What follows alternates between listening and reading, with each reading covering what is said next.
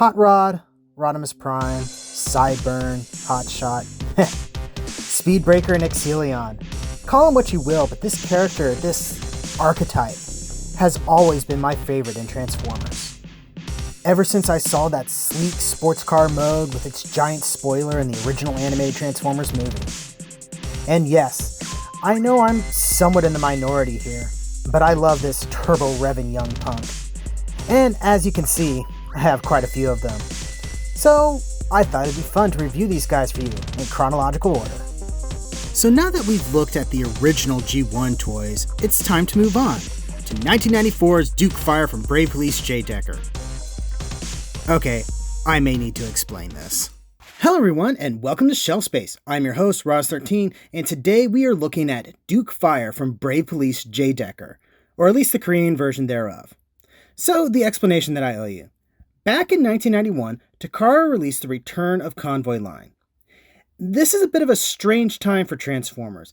The line was starting to run out of steam back in America, and even in Japan, arguably its birthplace, they were having to try to come up with new ideas to keep the series on life support. One of these ideas was New Rodimus, a fire truck version of Rodimus that would potentially combine with Star Convoy, the new version of Optimus for this line. But ultimately, this idea was scrapped. But Takara apparently still liked the idea, or at least had gotten pretty far in production for it. So instead, they reworked the idea for the Transformers sister line, Brave Robo. And that's where this guy comes in. Instead of being the usual turbo-revving young punk, he's a robot built to be used by a special police force in Japan, one that happens to have a lot of giant robots. While I'm not as obsessed with this series as I am with Transformers or Gundam, I enjoy Brave Robo a lot. It's filled with some good old super robot goodness. This particular toy was given to me as a Christmas or birthday present by some good friends of mine who also helped me get into Super Sentai. Thanks, guys! So, before we look at the figure, we're going to take a quick look at the box. And since this box is so big, I'm trying to do this a different way where I have it laying down, so bear with me and hopefully this works. Anyway, we got a nice big photograph of Duke Fire in his combined form. This is Duke, who is the smaller robot. That's the main sentient component. This is Fire Rotor. And here is a illustration of how he appears in the show, along with the other members of the Brave Robot team. This is their human companion, whose name escapes me. I think I mentioned this earlier, but this is the Korean release of this, so that's why it says Sonokong on here, and all the text is in Korean, not Japanese. The main differences between these is just different markings. Technically, they refer to this as K-Decker, I'm guessing, just judging by the fact there's a big K up there. And they changed a couple of markings on there, and I'll go over that when we look at the actual toy itself.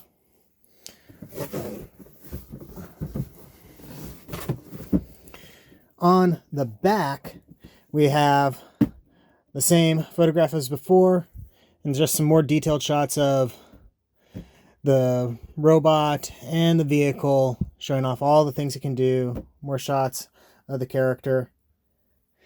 And we're going to have to readjust things to look at the side, or maybe we'll just do it this way and everything will be sideways. This is a big box. It barely fits on the stage.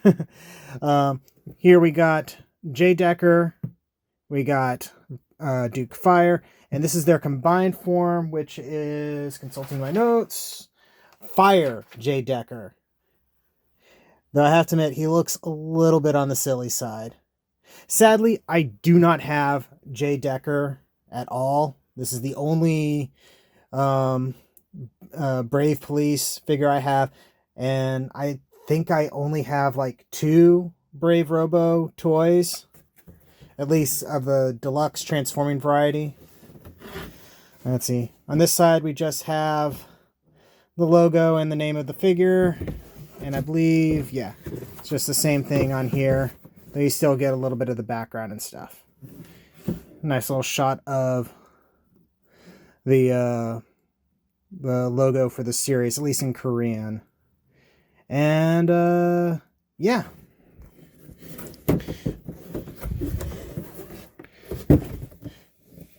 Enough of this awkwardness. Let's take a look at the figure itself. And here we are. So, as I mentioned before, we got his fire truck component, which is called Fire Rotor. And this is the main component, believe it or not, which is just called Duke. So Fire Rotor is obviously a fire truck, and Duke is an ambulance, complete with red cross markings that you can't really do anymore without getting sued by the Red Cross. He is a little bit on the awkward side because for whatever reason they decided to just kind of have basically the robot arms chilling out on the side of the vehicle mode. They don't rotate in or on top of the vehicle or anything like that. So yeah, there's that. But he does roll.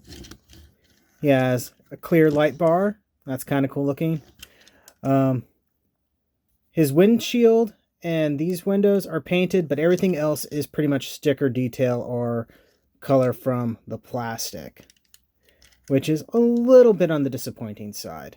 This guy is very sticker heavy. I actually went ahead and put all the stickers on this guy for the review.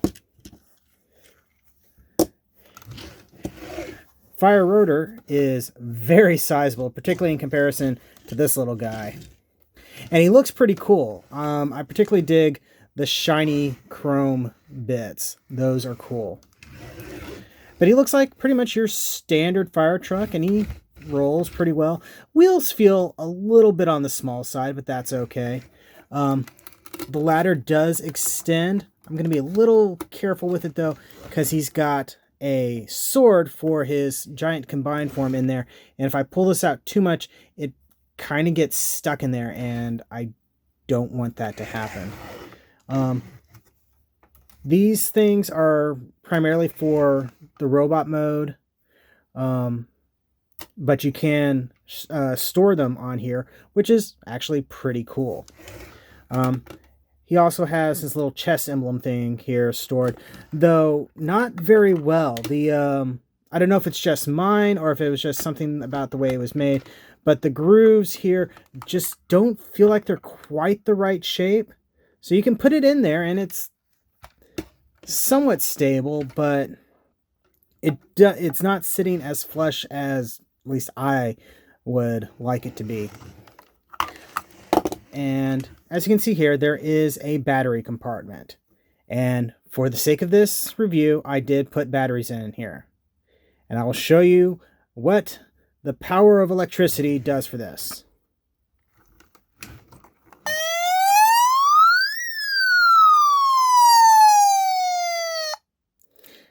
Sorry for everyone who was wearing headphones there. And that's it. It's got basically that little siren thing, and the LEDs up here light up. So, I mean, that's kind of cool. But it's not much. But then again, this is also a toy from like the early 90s, so I can't expect too much here. But yeah, he looks really cool. And this can rotate around all the way and can lift up on a very tight clicky ratchet until basically you're pointing straight up.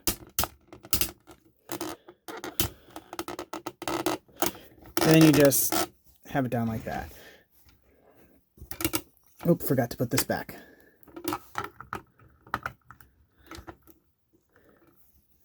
Yeah, as you can see, I can't quite get it to fit in there nicely. Anyway, so let's go ahead and look at the robot form for Duke. So Duke's transformation is actually pretty simple, but you kind of have to use a little bit of force to get everything to kind of hinge correctly. And it's a little bit on the scary side.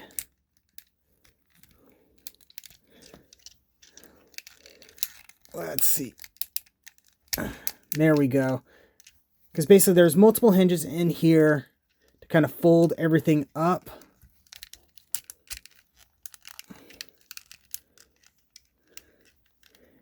Then you can just bring the arms down and the head just flips out here. And articulation wise is just the arms, and you can maybe include the head. I will say this though, let's see if we can zoom in on that noggin there. The head sculpt is actually pretty nice, particularly because it is just so tiny. There's quite a bit of detail there, and the paintwork is actually fairly nice. You get the silver face, rather piercing green eyes. Not that it's easy to see here in the video. Oh, that's a little bit better if I tilt it. There we go. And then this little gold emblem there. And that looks really cool. I wonder if the red head is kind of a leftover bit from the idea of New Hot Rod or something like that. Probably not, considering New Hot Rod did not have the ambulance part, but it is something to think about. But let's go ahead and get to the main event, as it were. Let's combine them together. Gonna move my light out of the way. Get everything back to the normal view. So we'll go ahead and start with Duke since we have him out and ready. We'll put his head down and then we'll split him apart and pull these out. And then we'll go ahead and bring these new fists out as well. And those are pretty much ready to go. Next up is Fire Rotor. So we're going to start by taking everything apart. Yes, parts forming, which is actually very, very common in the Brave Robo series, so can't complain too much. And then we're going to... there we go. Take that apart. And then you kind of slide these little white parts over, because I think that releases some latches or something. Then you pull this apart. Bring those down. Oh, one of the legs is not out all the way, I think. There we go. Flip the toes down, bring these panels out, and he's getting tall, so we're going to have to readjust things. All right, so next step, we're going to take the cab and just line up all these pegs and slots and connect everything together. It does take a little bit of effort. And there's that. Now we're going to go ahead and plug the arms in.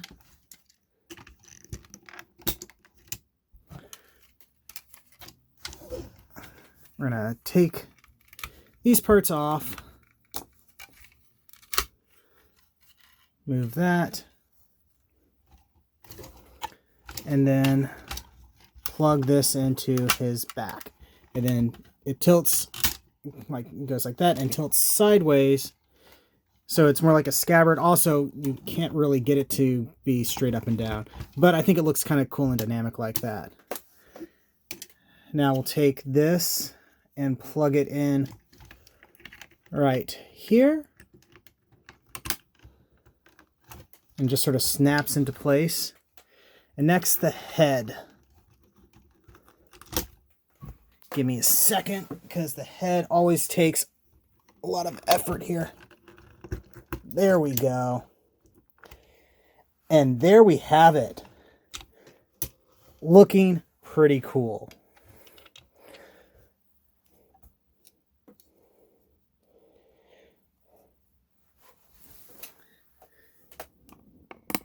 Do a little bit of a pan up and down on this guy. So yeah, I dig this. There's not a lot to him, but he is an early 90s Transformers-based toy. And I think one of his primary missions in life is to be parts for a larger combined robot. Which, sadly, I don't have, so I can't really show that off. But by himself, I think he has some shelf presence and basically just looks kind of cool. Articulation, again, is not much. You're basically limited to the arms. Moving up, and you can move them to the side a little bit, but not much.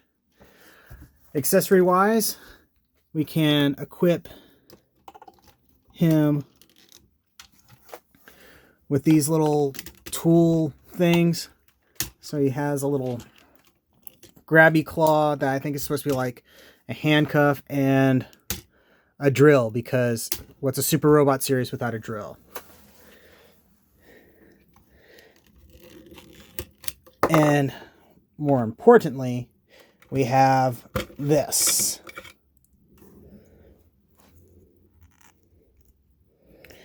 I can't remember if this has a special name or something, but it's a big freaking sword and it looks really cool. And it's like literally, it's taller than him if you include the hilt. Look at that. And I think the size is partly because it's meant for Fire J. Decker to hold, but there are pictures of him holding it too. Whoop. That popped out. But I love me some giant swords, and this just looks so freaking cool. And it's all chromed and shiny. Other accessories that I completely forgot about that are for Duke are, we have a little sword for him to hold. This little badge scanner thing. And a rather realistic looking revolver pistol. Obviously, these don't get any play in this larger form. So I just keep them in the little Ziploc baggie that it comes with. So yeah, a little bit something different. But I still like to think of it as part of my Rodimus collection, though I do have them displayed with Gal Gaigar, who I think I also got from my friend. Again, thank you, Zach and or Jason. I'm not sure which one of you guys got these for me, but as always, I appreciate it. You guys are awesome. Anyway, recommendation on this? I think it's pretty cool. But you have to be into this kind of stuff. Otherwise, for like a modern toy thing, it's not going to get you much. But it's not a modern toy. And tracking one down now is difficult. Just for grins and giggles, I was looking up prices for like J. Decker and stuff like that. And that particular guy goes for quite a bit. And I haven't even tried looking for the Korean version, but I can't imagine it's going to be much different just because these are much older toys now. I don't know when the Korean version came out. I would like to think that it came out around the same time, but there's no dates that I could find at least on the box, so I have no idea. So really for right now, I'm just using the date that Brave Police originally came out. So yeah, that has been a review. Thank you very much for watching. Don't forget to like, comment, subscribe, all that fun YouTube stuff. Don't forget to check the description below for links to my storefront where you can get official shelf space, t-shirts, and more. And yeah, thank you very much for watching, and I'll see you the next time you invade my shelf space.